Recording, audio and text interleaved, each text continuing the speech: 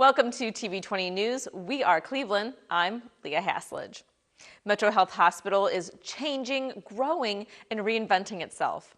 We sent TV20 reporter Dan Monroe to Metro Health's main campus to learn more at the groundbreaking. It was a celebration under the tent at the construction site of the new Metro Health Hospital. In just 3 short years, the landscape will change for the better, and it all starts with a ceremonial moving of the dirt. 5, 4, 3, 2, 1.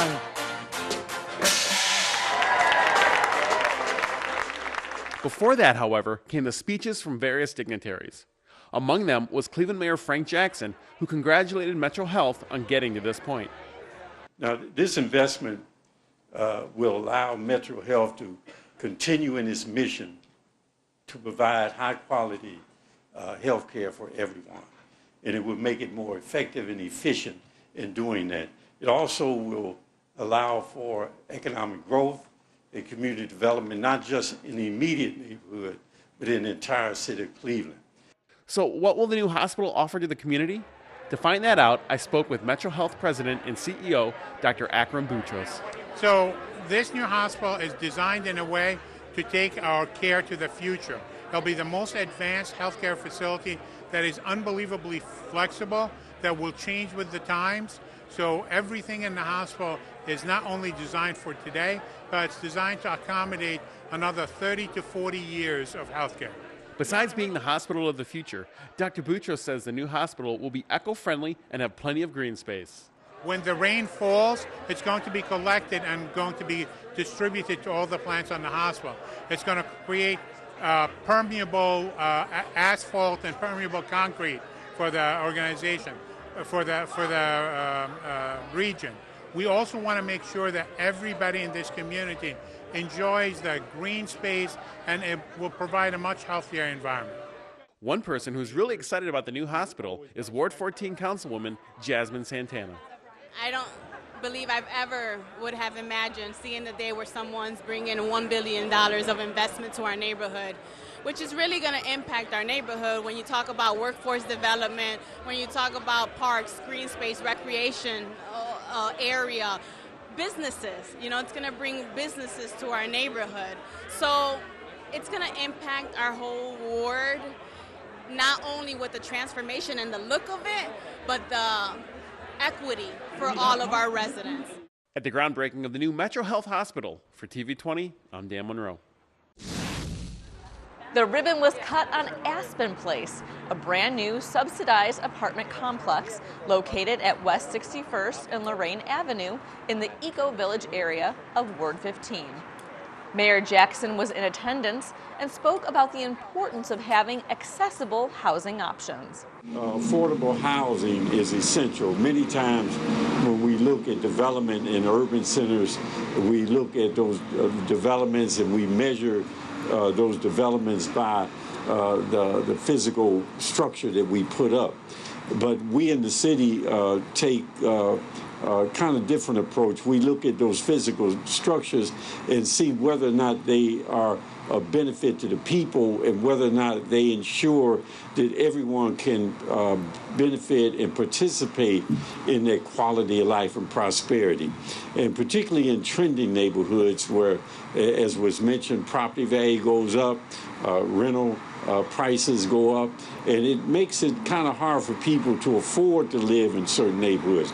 That's why affordable housing is so important, because it allows people to live in, to stay in, to move into neighborhoods that are increasing in market value, increasing in property value, and allows them to be there and participate in that quality of life, that prosperity, and can do it and afford to do it.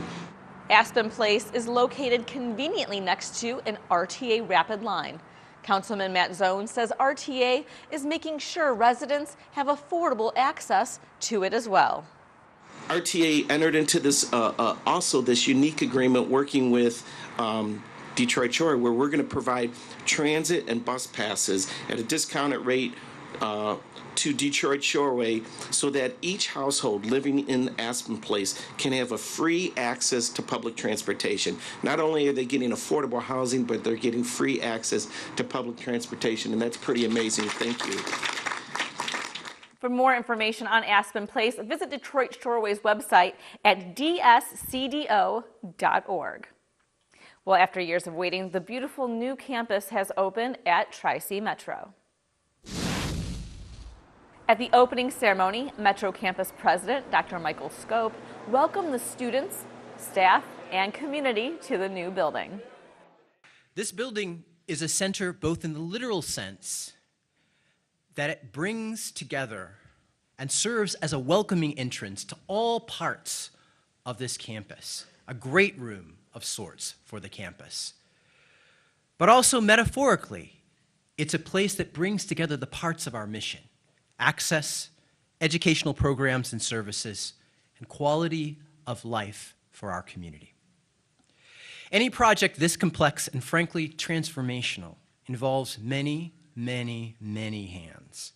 Mayor Frank Jackson, himself a Tri-C Metro alum, congratulated Dr. Scope and college president Dr. Alex Johnson on the new addition to the campus. You had a great community benefits package, which means you just didn't put the millions of dollars into the community and it not benefit Cleveland as a whole in this community in particular. So I want to thank you again for that too.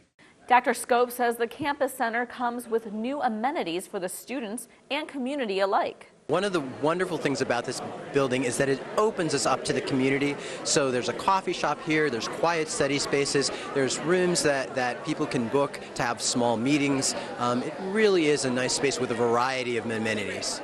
The new campus center includes a Barnes & Noble bookstore, a Starbucks cafe, and a food court, along with its numerous study spaces and conference rooms. Ward 5 Councilwoman Phyllis Cleveland is equally excited that the new campus center is finally open and calls it beautiful. It's totally renovated, totally modernized. It's open, it's bright, it's spacious, and very inviting and comfortable. And it makes for a great experience for the students who attend here, as well as for the people, the faculty, staff, and others who work on campus. It's a great place to come at lunchtime or break time, but I mean, it's beautiful. As you walk through the halls, you will notice an abundance of art. Dr. Scope says the art was all part of the plan. Well, we wanted the art to be representative of the fact that we are in Cleveland, and so there is a Cleveland theme that runs through it, and it is by Cleveland artists. And so we were really excited to be able to bring the art of Cleveland into the building and really represent the creativity that's in this community. If you're interested in checking out the new Tri-C Metro Campus Center, you can stop by the campus at 2900 Community College Avenue or visit their website at tri-c-edu/metro. The American Red Cross and the Cleveland Division of Fire are teaming up to make sure smoke alarms are in homes that desperately need them. The venture is part of a national campaign called Sound the Alarm, Save a Life, which aims to install 100,000 smoke alarms throughout the country during a 2-week period. This Sound the Alarm Save a Life program is one that's been going on here in Cleveland in some form or another for more than 27 years. It actually started here in Cleveland, and it was so successful in reducing the loss of life that it went nationwide by the Red Cross. It took it nationwide 4 years ago. And in that amount of time, we've installed probably 1.2 million alarms around the country. And more importantly, we've saved more than 580 lives. Mayor Frank Jackson is a strong supporter of this initiative and remembers when it first came together. And I remember Sam Miller coming up and really helping to drive this initiative. And it was considered to be unique back then, but now it is something that we almost expect to happen. And we expect it to happen because of the effectiveness of it. Fire Chief Angelo Cavillo says the partnership with the Red Cross and the Cleveland Division of Fire spans nearly 3 decades. And the partnership with American Red Cross and Cleveland Division of Fire going on since 1992. And just think, we actually started here in Cleveland, and now it's a national program. I'm just so honored and proud of not only the Cleveland Division of Fire, the American Red Cross, the volunteers, the founders that actually make it happen with the funding, but it's a team effort to provide that safety for somebody in case there's a house fire. As Chief Cavillo said, it's a team effort to get those smoke alarms installed, meaning the Red Cross relies on volunteers for help. The Red Cross is completely dependent on volunteers. We have 90% of what we do is done by volunteers. This program especially, we have corporate partners and sponsors. They don't only give us funding, but they also give us their talent. Their people come out and they help us do this. We'll have some Red Cross staff members and some firefighters to help us who are basically professionals at this, but most of the work is done by volunteers. Chief Cavillo says if you're in need of a smoke alarm, getting one is as easy as stopping by or calling your local fire station. All you have to do is go to the fire station, ring on the doorbell, talk to the officer in charge, get that information as far as the American Red Cross with the smoke alarm program, and we'll install that in a couple weeks. For more information on the American Red Cross, visit their website at redcross.org/NEO. Well, Arbor Day is a day for planting trees, and that's just what several city officials did in Cleveland's Slavic Village neighborhood. Mayor Frank Jackson, along with Council President Kevin Kelly, Ward 12 Councilman Tony Brancatelli, and Sustainability Chief Matt Gray teamed up with the residents to plant trees at Fullerton Elementary School and around the neighborhood in honor of Arbor Day. Well, Arbor Day is all about future generations, really. We've found in Cleveland that we've lost a lot of our tree canopy over the last half century. So really, we have a whole group coalition in the entire city, 30-plus organizations all committed to regrowing our canopy and being the forest city once again, because trees have so much benefit.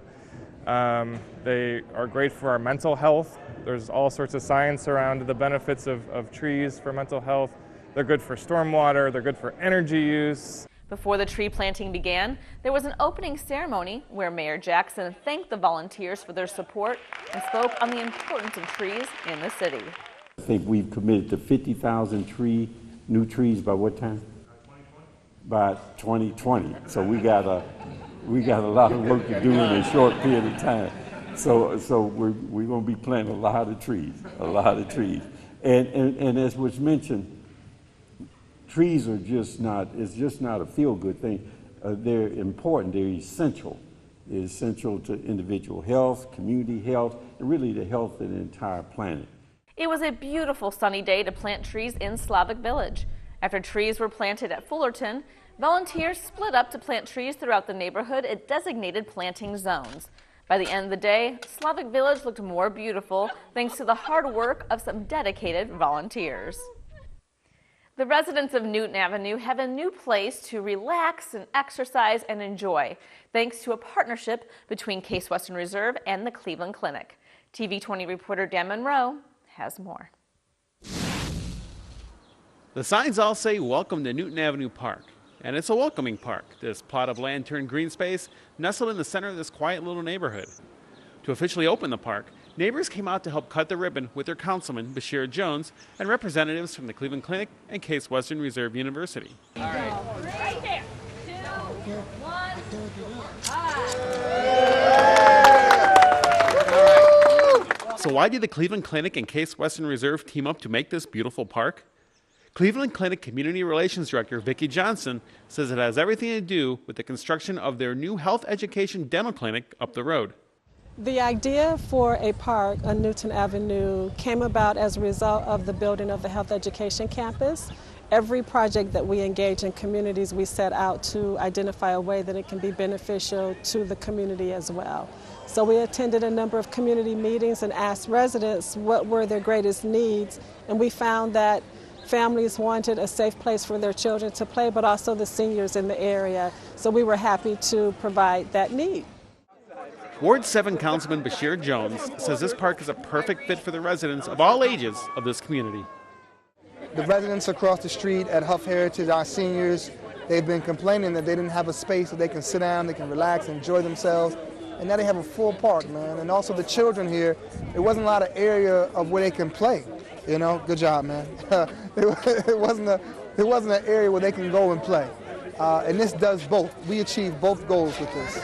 I'm so excited, man. I'm so honored and so thankful to Cleveland Clinic, so thankful to Case Western Reserve University for caring enough to do something like this for the people. Johnson said the park, which also includes a half basketball court, was designed specific to the requested needs of all the residents. We had a design charrette and we invited children, families, and the seniors all to come together. We had lots of food and we laughed, but we allowed them to sketch out how they saw their park and to talk about how they would use it, and we incorporated what they wanted. So of course it's perfect because it is exactly what the community asked for. The community asked and they received, with a park where they can play, exercise, relax, and refresh. At the new Newton Avenue Park, for TV20, I'm Dan Monroe. 6 members of the community who have made significant contributions to one or more ethnic communities here in Cleveland were honored at the 10th Annual Cleveland International Hall of Fame.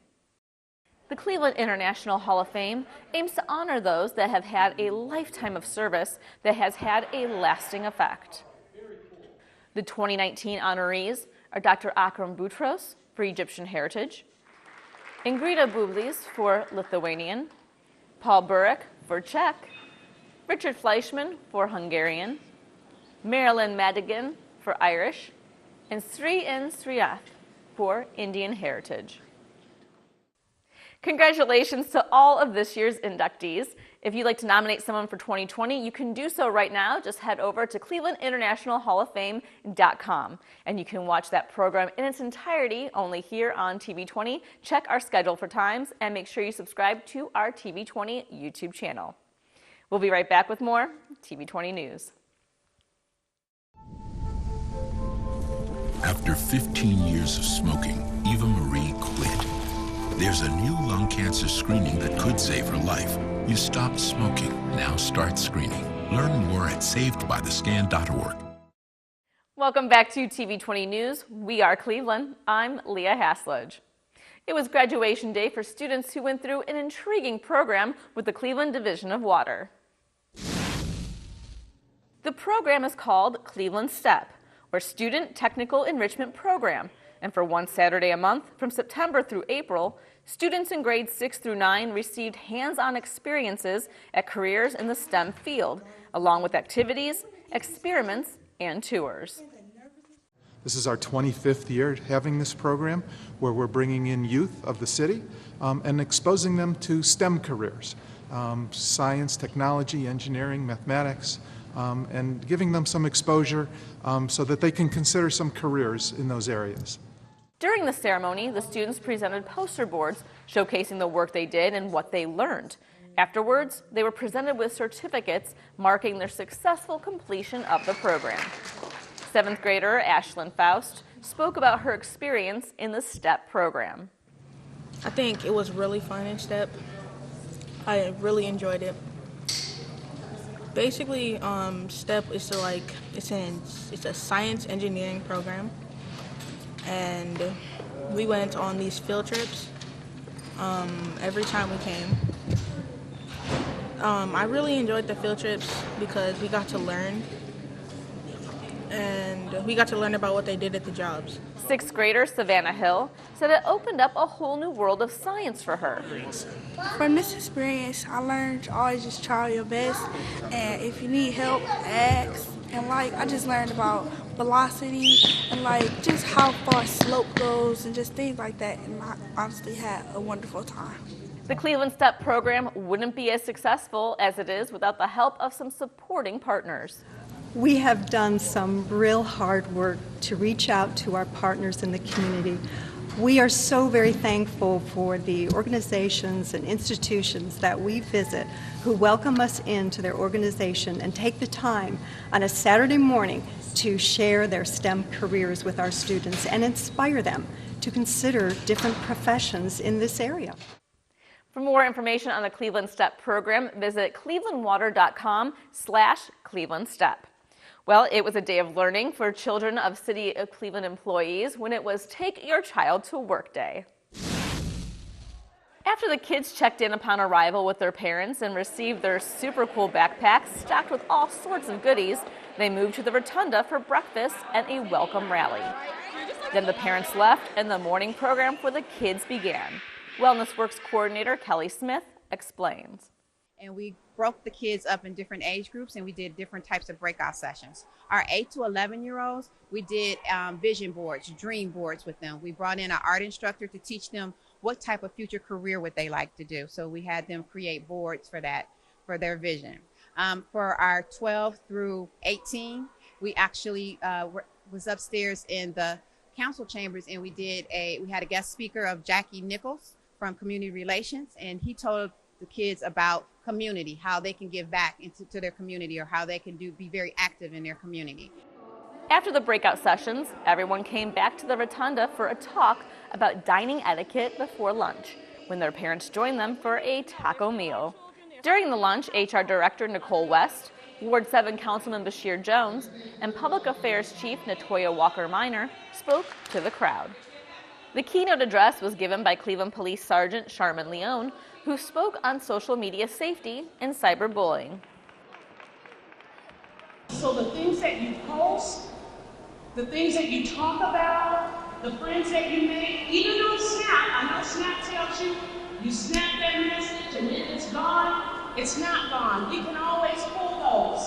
Even if you erase them, if you delete them, we can pull that information. Before the kids went to finish the day at their parents' office, Mayor Frank Jackson stopped by to take photos with each and every kid, capping off a wonderful Take Your Child to Work Day event. Family is important here at the City of Cleveland, so we thought it was important that they bring their children in so they can see how their day-to-day mission helps the citizens for Cleveland. Ward 5 Councilwoman Phyllis Cleveland hosted her second annual Easter egg hunt and pancake breakfast at the Friendly Inn Settlement House. Families were treated to a delicious breakfast, lots of candy, and a chance to dance and play.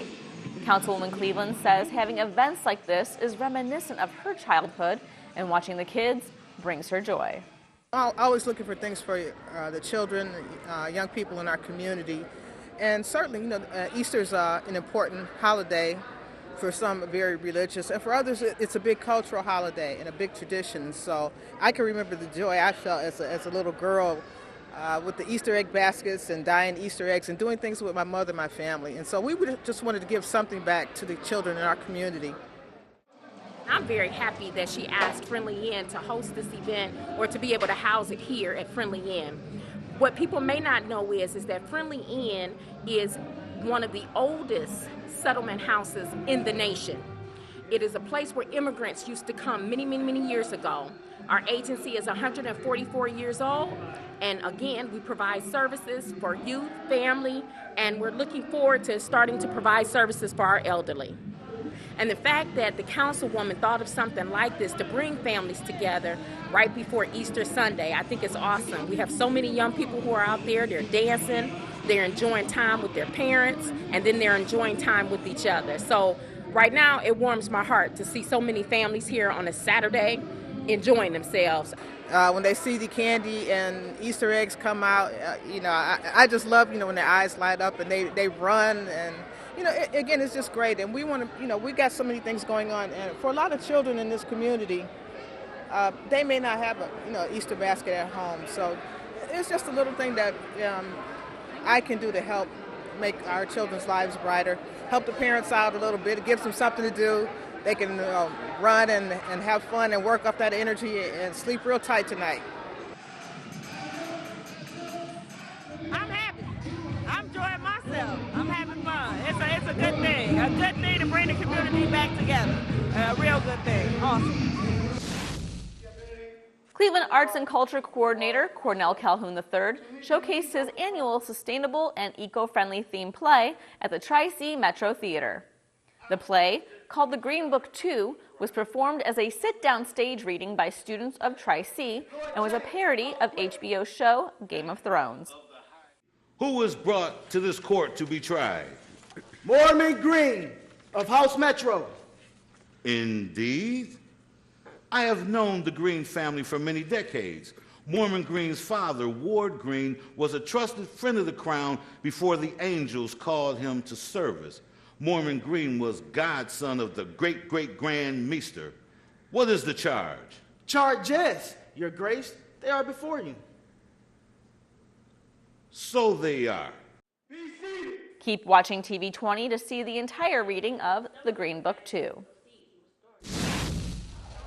The organization, Junior Achievement of Greater Cleveland, hosted their 2019 J.A. Field Day at Cleveland Public Auditorium. Hundreds of kids from all over the region had the opportunity to learn about the different career fields available to them and participate in workshops. President of Junior Achievement, Joel Faulhaber, tells us more about the organization. We're a nonprofit 501c3 in Greater Cleveland. We serve the Cuyahoga, Lake, Geauga County region.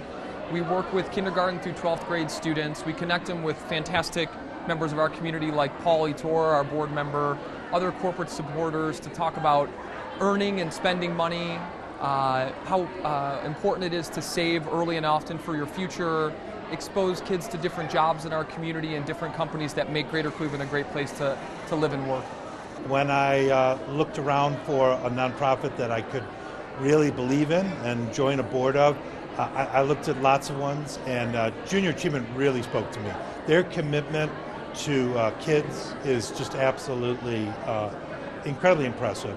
And the other thing that surprised me was I thought maybe Junior Achievement was primarily maybe out in suburbs or more affluent communities, but they have an incredible commitment to the city of Cleveland and to the entire CMSD school district. That to me really proved that they're walking the walk in terms of really providing diverse education to far-ranging groups of different kinds of kids and households and communities. So they're just really walking the walk, and today is just another example of how they're doing that. These kids are just bouncing around from program to program, listening to professional development folks talk about their experiences. My teammates from Wood Forest Bank have been sharing all morning about what it means to be a banker. You know, you never know what's going to hit with a kid, but something here for some kid today could really make a difference. So we want these kids to be, to have their eyes open to a world of possibilities that exist in this community. So what we know is 1 in 5 kids end up in the same career path as their Junior Achievement volunteer. And if you figure we serve over 30,000 kids a year, these are our community's future leaders. And so building those bridges between the private sector folks like Paul and Wood Forest Bank and the fantastic group of corporate supporters we have in the community, it starts now, it starts early, and that's what we hope they walk away with from today, is that there's a group of caring and concerned adults that want to see the best for these kids. The keynote speaker for J.A. Field Day was President and CEO of Hot Cards, John Gadd, who shared his personal testimony, took questions from the students, and offered advice. I want you to realize that those challenges that we all face in our life are our greatest opportunities for growth. And what I want you to do is I want you to walk out of here today realizing that if you have the mindset of a person who embraces those challenges, who says, I see you challenge, I'm facing you head on, and I'm going to grow from you, that I guarantee whatever path you take in life, you're going to thrive. For more information on this really fantastic program, visit jacleveland.org. Well, that's all for your TV20 News. We are Cleveland. I'm Leah Haslage. Up next, we'll have Christian Patterson with the Inside Sports Report.